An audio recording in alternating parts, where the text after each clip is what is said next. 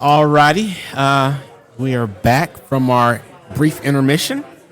And if you guys are still with us, thank you. And I hope you are enjoying the conversation with Melinda Rae thus far. It's been very, very, very engaging conversation. So hopefully you guys are learning as much as we have learned as well.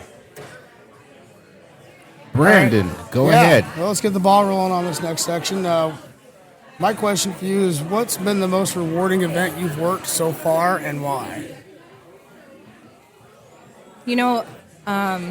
Rewarding event.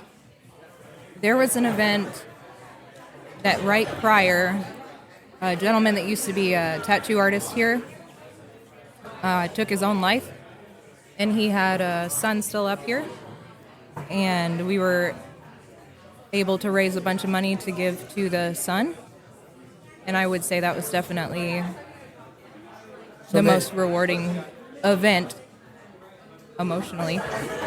So they raised the money at a fight? Yeah. Okay. Oh, wow. Yep. That's very nice. That's awesome. Yeah. This is the Golden Heart City. Yeah, it is. So there are a lot of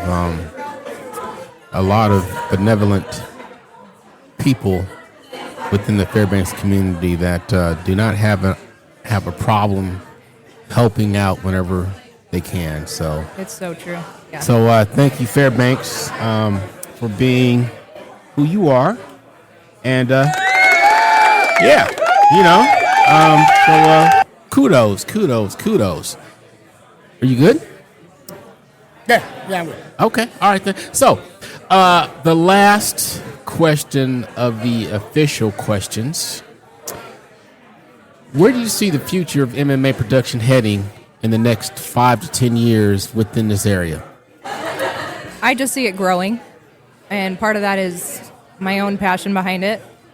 Part of it, you can watch MMA if you're in it, it kind of ebbs and flows, and it's in, you have a lot of fighters, it's out, you don't. The event itself has created teams in Alaska, real fight teams that were never before, so I think it's only growing from here. Okay. And my own personal goals are to pass it down to my two boys who are currently 6 and 8, so I'm definitely not letting go. Okay. And I feel like as long as you have somebody who has that passion to provide, that you can keep that alive for a much longer time than if you didn't, I guess. All righty. Good deal. Okay, so let's just do this right here.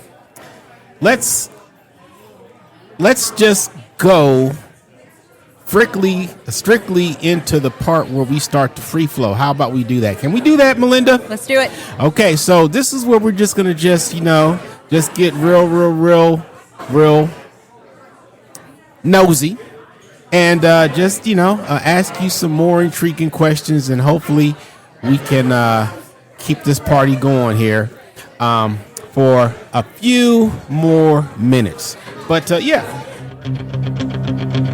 I know we already had this, but I know. We just have to. This is the second part right here. This is where we just get busy. All right. My first question, right? Mm-hmm. Does Anchorage have its own version of Solid as Rock? Because we have gone down there, mm-hmm. and they do come up here. But do they have their own Solid as a Rock, or something similar? Yeah, another promotion? Yes. They do. They do have another promotion down there. I won't touch too much on it. Okay. Gotcha. They do have an option, and that's good for the fighters in a sense that you can fight more than the 3 or 4 times that I host a year, mm-hmm. and we want to keep these guys engaged. So having options down there, they also have Thursday night at the fights down there, which is like a weekly. Oh, every Thursday? Promotion, yep. Jim Patton owns it. Jared Simmons helps run it. Oh. And that's really well known down there. It's been around probably longer than any promotion. Wow. So it's good because, again, it keeps the guys having goals and active. And then for some of these guys where our audience is so large and our live stream is so large, getting some comfort in the ring or the cage prior to jumping in this cage is a really good thing. Okay, so we actually have athletes from Fairbanks that go down every Thursday? I wouldn't say we have them that go down every Thursday. Some go down. It's just that down there they have the option every Thursday to compete. Oh, that's awesome. Yeah. That's awesome. You got anything, Brandon? I actually did have one question about the upcoming event. Are there still tickets available? So tables, no, those sold out I figured those under were- 24 hours upon launching. But I have general admission. They're at Jeans and DW Grill. And I always tell people, go grab them. I don't assign them. So grab them, get there early when the doors open, and get good seats. So the general admission, like the Ice Dogs game or something. You Yep. just show up and you sit down. Yep. What is the cost for general admission? They are $35 pre-sale. Okay. And then children, 0 to 5 are free, and 6 to 12 are $15. Okay. That's not Day bad. of this changes, but that's pre-sale. Okay, now, so what's the date for this event? Saturday, May 31st. And what's the title of this event?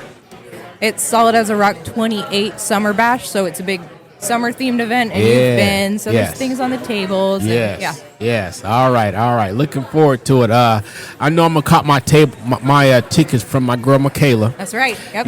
Yeah. So I always cop my tickets from her. All right. So another question for you. Your kids, I see them, and they're very active within the fight scene during the fight nights. But they have taken on their own thing. Yep. Tell us a little bit about that. So my kids are a big part of why I do anything. I think probably like any parent, I'm no different. And they run the fights with me, like you said. You've seen them there. They hand out flowers. Yes, they do. You know, whatever they do. But they started their own business, which is a clothing line called The Protective Gentleman. Yes. And it's exactly what it sounds like. It's Hey, kudos to the kids. It's just, the point of it is a man that's able to be a gentleman, but also, when needed, protect or defend Yes. whoever it is. Okay, Whether now- it's somebody that can't, their loved ones. Now, so how did this come about? What inspired them to do this at that age? So I brought it up with them, Okay. right? Because they're still children, Yes. even though they're around business most of their life. They're still young kids. So you're planting seeds. I mean, I'm trying. Yes. No, you're doing a good job Yeah, because thank you. I see what they're doing Yeah. with their business. And so kudos to you Thanks. and your husband Thank you. and your family, because this started with your dad and your mom and their whole, Karate, yeah. karate, venture in karate. So yeah, Yeah, so my mom took a break when she was pregnant with me, yep. and I think that was her only break. But aside from that, yeah, they earned their black belts together, so it's just in my blood, I guess. Got you. Yeah. Jeff, you got anything? Working on it. Okay. So you also studied karate or some sort of martial arts?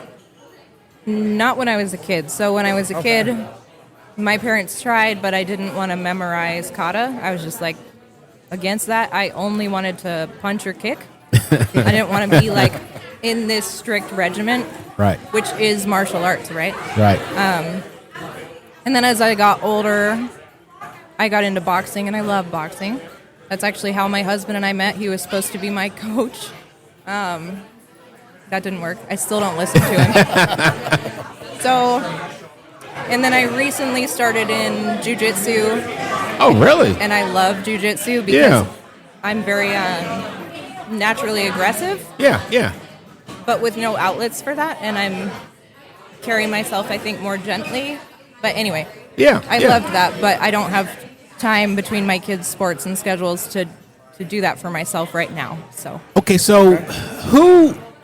I know you said your parents, but is there anybody else that inspired you as a child growing up? Because okay, honestly, when I look at your workout regimen and you're posting all the videos and stuff, like you remind me of like Laura Croft. I've heard that before. I'm gonna have to Google her. I I'm gonna knew. Google her. Wait, you've never seen any of the Lara Croft movies? It's I'm not a movie It's person. a video game first, man. Oh, It was a video Okay, game. Tomb Raider. Tomb Raider. no, but I will look Okay. and I will report back. Yes. Yeah. Yes. Like that could be a Halloween costume. And I love Halloween costumes. Exactly. I was a giraffe last year. I don't know if you saw. Yes.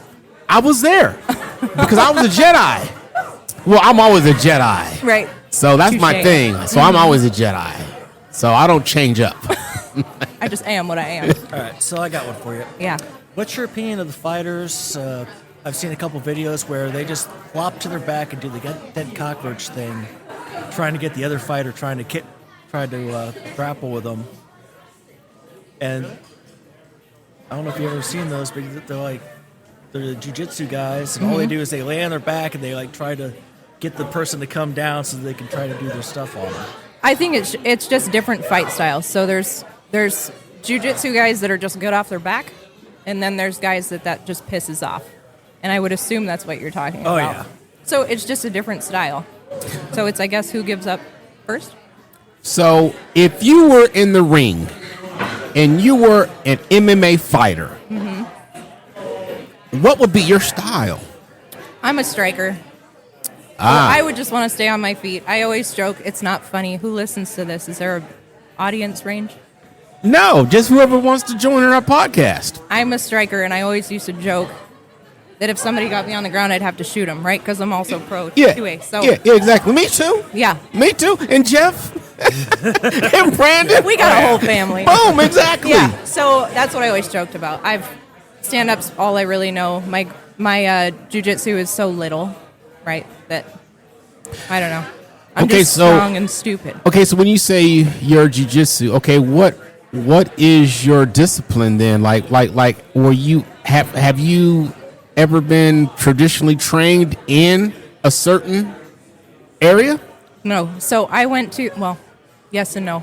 I started at Tribe, Okay. and I would go there. There was only like 2 nights a week I could make it to beginner no-gi jiu-jitsu. Mm-hmm. But I didn't, I'm nothing if you look in the fight world at all. In jiu-jitsu, I'm so novice, it's basically nothing. Right. Okay. So, yeah. Okay. So I'm gonna tell you what though, the thing that makes what you do unique is the fact that a lot of people, the only thing they need is that one opportunity. Solid as a Rock provides that one opportunity, and what they do with that opportunity, once given to them, is all up to them after that. But the fact that there is somebody out there that is willing to give young potential hopefully professional fighters that opportunity that they need to blossom, Yeah. that right there says a lot about what you and the Solid as a Rock Yeah. community does. Yeah. And that's our purpose, Yeah. right? So Yeah. there's a lot behind it. I don't know if you guys, I went to the assembly and spoke a few nights ago. Yes, I saw that. But one of the major things, the only thing I touched on really in my 3 minutes was that I personally know 3 fighters who spoke to me who did not commit suicide because they had a fight Right. and a goal. They had an outlet. Yeah. Yes. And so what we do is so much bigger than the fights at the Carlson Center. Right. That is such Right. a base level of what it is. Because you guys probably, I would say there's basically 2 events per year at the Carlson Center, right? Hopefully 3 starting this year, but yes. Okay, Yep. so 2, hopefully 3. Yep. So, but in between that first fight and that second fight of the year, there's all that stuff that goes on in the build-up, and so you have people who are committing themselves to, okay, I want to compete. I'm going to compete. This is what I need to do Yep. leading up to those events Yep. in order to compete. And so, that provides motivation, and it provides purpose. And so Yeah. I'm all about motivation and purpose, and we're going to get into a little bit more of that too. But thank you once again for what you are keeping going on in this community. Thank you. Brandon, are you good? Actually, I just kind of wanted to go back to the past events. Now, how many events have you had? You This said is- 28. Is that the actual count? Yeah. Yep. Okay, so you said that you'd had fights in the crowd before, right? And you guys deal with it pretty Yep. quickly. But just curious, do you ever get fights between fighters backstage, either before or after a fight? That's a really good question. Yes, So if that's a good question. If we have, I was not told. Okay. I do, like I said, I hire security out of Anchorage, so we have a lot of security there. But backstage, the fighters there's a red and blue locker room, so corners are separated. Gotcha. But also sometimes in these locker rooms, blue is our home team, so most of the blue room is going to be guys from here, Yep. generally speaking. But sometimes in these locker rooms, you get teams that don't get along or coaches that don't get along. So I am aware of these situations, and I'm unfortunately aware of drama within the fight community. It's no different than any community where there's issues. And I just try to keep an eye on it. Brandon, that's a good question because I'm gonna segue. Well, not segue. I'm gonna add on to that question right there. Okay, so so these fighters, there must be an off and on button. Like they got to turn it on, turn it off. So they got to know when to turn it on because the Carlson parking lot is a big parking lot, and after everybody is walking to their cars, and you've got these groups and then just scrap together, like they got to walk past each other in the parking lot going home for the night. Okay, bye, Bob. Have a nice evening. Yeah. Yeah, and like instead of saying, okay, we're out here now, and nobody is stopping us. Like, that takes a lot of discipline. It is intense. The whole thing is intense. So I've had fighters go in the cage and lose and come out and yell at me, right? For what? You didn't beat their butt. Right? No, because sometimes they don't agree with the decision. They don't agree with the ref's call. And that happens. And this is so emotional. And they've built up so long for this that they come out and like scream at me and swear at me. I don't ever take it personal. Oh, yeah.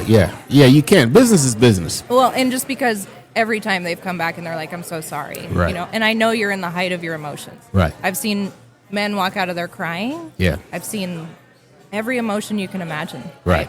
But in the parking lot, I don't know. That's not my the business. event down. Yeah, I stay. We have to be out by midnight. Everything Yeah. gets broke down Yeah. to the after party, pay people. Yeah. I don't know. Right. I don't know. I mean, because I find that, so it's, how do you turn that button on and off? It's like when you're scrapping. It's like MMA or not. It's like you're like that button turns on. You're Yeah. like, let's go. It's like, how do you, and especially if you get your butt beat, you're just like, man, I got my butt beat by him in the ring. But guess what? We're in the parking lot now walking to our cars. I'm going to sneak up. Never mind. Here, look here. I'm not, never mind, guys. Just forget I said, I might even edit this out. So I don't want to give nobody no ideas. I think it's okay. I think the guys that take losses take it usually pretty hard. Yeah. I know. And the feeling is that I've heard is that they feel like they let other people down. Right? Their team and their sponsors and yeah, so I think the men and women that walk out with a loss, they're in such a different headspace. Yeah. And they're leaving, and you don't always see them at the after party because they're processing a lot. Yeah. Whereas the winners are like hyped up. Okay. I just wanted to kind of add on to what Tilden was talking about just a little bit there because you talked about the emotions at the fights with the fighters and the build-up and what it means to them. When a fighter agrees to a fight, what is the average time it takes for them to train leading up to that fight? I mean, obviously they're already skilled in their martial arts that they do, but they have to condition and stuff like that. What's the average time that they have to do that? That's a really good question. So it's dependent on a few things. And when the fight, like if fights fall through, then it's shorter, which we touched on earlier. It's harder to build the fight, but it just depends. We have debut guys in there, and they're like training their tails off for 3 months. Generally, I try to book 3 to 4 months out. I start planning because if you book much further, you're going to end up replacing the whole card. Really? You think so? Oh yeah, because of injuries. Well, excuse me. Excuse me. Who am I say? Do you think so? You know. I've thought about it. Okay. But yeah, it just depends on the fight, who their opponent is, their level of respect for their opponent, how much weight they have to cut. There's so much that goes into what a specific fighter's fight camp looks like. You know, what are they eating at Thanksgiving? It might be totally different than this guy that's only cutting 5 pounds to this guy that's cutting 25 pounds. So it's different. Okay. the whole cutting weight thing. Okay, so my day job, I work for the Department of Defense. I have to remain deployable at all times, which means I have to pass my annual physical. Sure. A week before my annual physical in January, my birthday month, I cut stuff out dramatically. And like sometimes during the day, I feel kind of lightheaded because it's like, but I'm drinking water though. Yeah. I'm drinking water. But are there a lot of incidents of people passing out because they're trying so hard to get down to a specific weight? Yeah. And are there any instances of when you force yourself to bulimia? So like, does that issue exist in the fight world? It may. That's not knowledge I'm privy to. Okay, all right. Yeah. All right. But as far as your question before that, every event I'll have fighters call me or text me, or their coaches or corners call me and text me and say, hey, is there a chance you can contact the opponent and ask them if we can do a catch weight 5 pounds heavier or whatever it is. Okay. Because he's about to pass out. He's unwell. And he needs to eat something. Or hydrate, or just he can't go anymore, whatever Right. it is. And then that's on the opponent. Okay. And generally what you see is the opponent's already on weight, and they're like, nope. Yeah, exactly, So because it's he knows it's a interesting. win. Yeah. But Yeah. it happens every event. There's somebody that struggles, and whether it's they didn't know how to properly cut weight, they didn't have good guidance, it was just harder than anticipated. These last couple pounds, which are the hardest, are just not coming off. There's a multitude of things it could be. Okay. But it's tough. These guys and women, it's really hard to cut weight like that. So, right along with that, kind of talking about the safety of the fighter, getting ready for a fight, what do you guys do to, what safety precautions do you take during and or after a fight, especially if there's like a knockout or a serious injury? Is there a certain like protocol the fighter has to go through to get cleared before he's allowed to go mingle at the after party or anything like that? Or That's a really good question. So we have Air Care Alaska on board. So there are medics at the event. So we have them backstage. We have them at the cage. We have them kind of everywhere. So in Alaska, we don't have a commission here, which means myself as a promoter, I'm not overlooked or whatever you call it. I'm not micromanaged. There's nobody here to tell me Right. this is what you need to abide by. So it's up to me to make sure I'm keeping these guys as safe as I can. Got you. Right? And Got that you. starts at the matchup. Is this an appropriate matchup on paper and on skill level? Okay. All the way to the event. Right. Where does this guy look like he's okay? Right. You know? And then they go into the cage and they fight. And there's injuries every event. And then the medics will look them over and then take them back and monitor them and check their vitals and see how they're doing. Certain injuries we just send to the hospital, right? If it's beyond this kind of basic level of care. How often does it happen where they have to go to the hospital? It kind of varies. Every fight or no?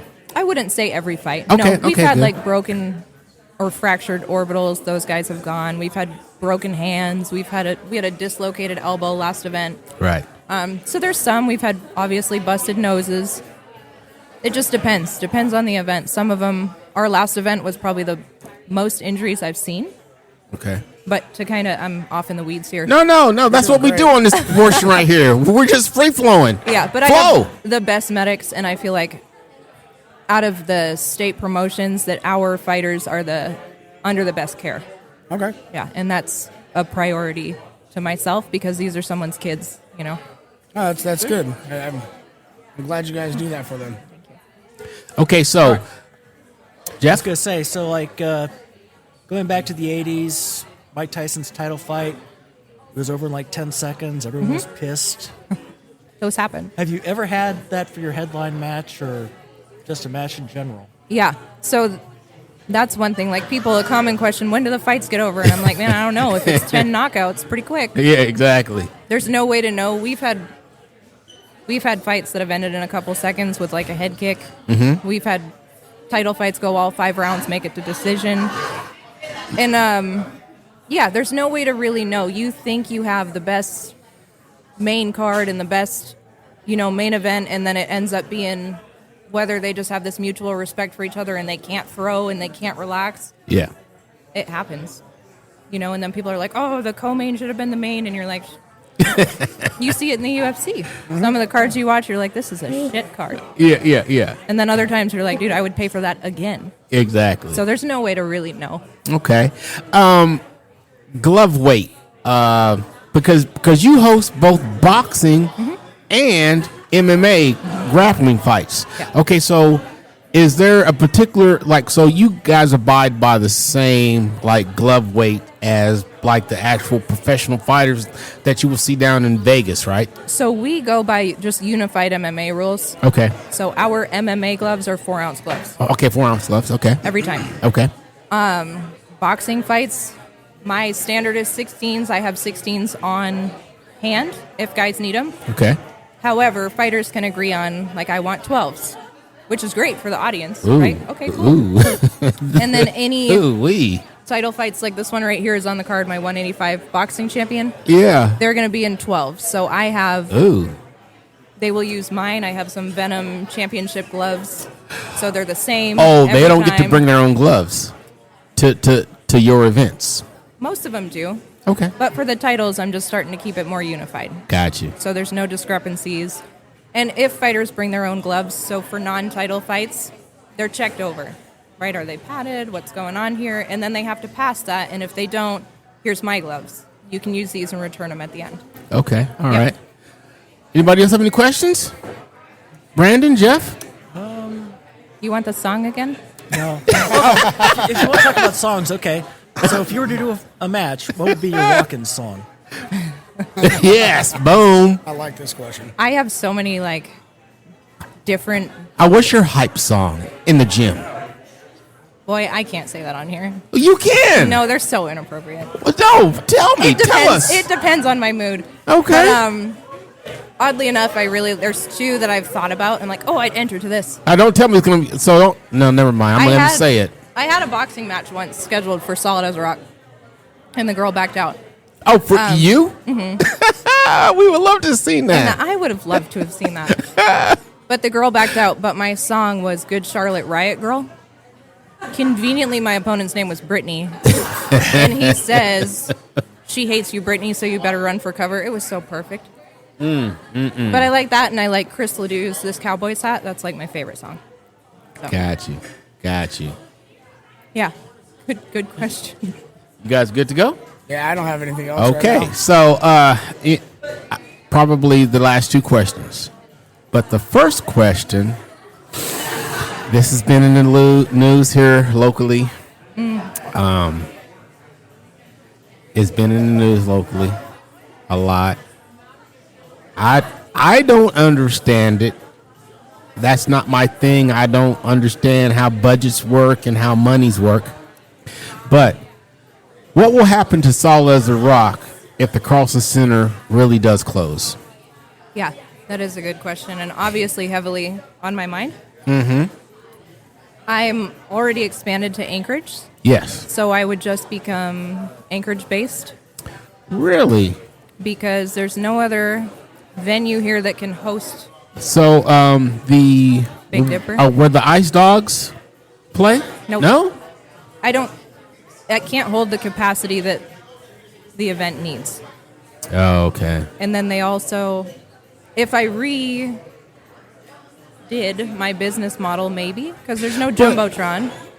Yeah, you're right. There is no in the middle. Right. 'Cause- I've talked to them in the past. Yeah, because matter of fact, a lot of the times I'm at the fights, I find myself looking up at the Jumbotron instead of the Yeah. mat.